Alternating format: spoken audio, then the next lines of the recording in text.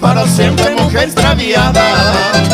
Adiós que ya nunca oirás mi canción. Te dejo que goce tu dicha plagada y siga tu carro de mil profesión. Adiós para siempre, mujer veleidosa. No quiero que nunca te acuerdes de mí. Yo voy por el mundo tirando una esposa maldita y fingida que un día conocí.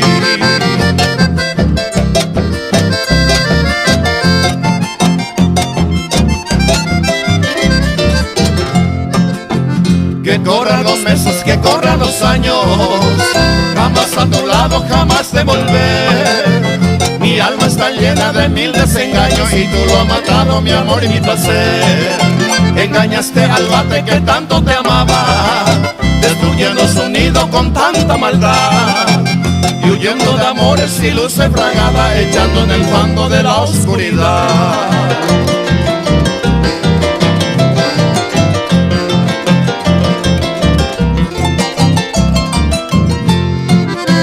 No soy ya tu siervo ni soy ya tu amado, estoy libertado, comienzo a vivir.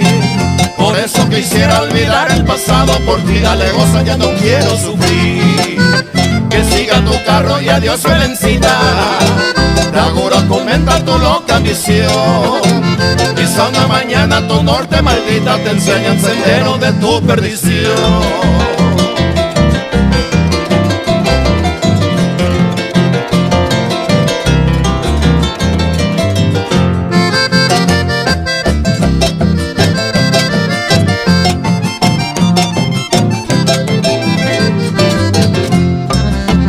Adiós para siempre, mujer ambiciosa, perdón de mis labios jamás tú oirás. Tu culpa es enorme, montaña escabrosa, que solo el tiempo llenar no podrás. No busque en el mundo la pista dichosa, por donde cruzaba el bardo cantor, que ayer por desgracia con el alma fogosa cantaba en tu puerta. Novela de amor.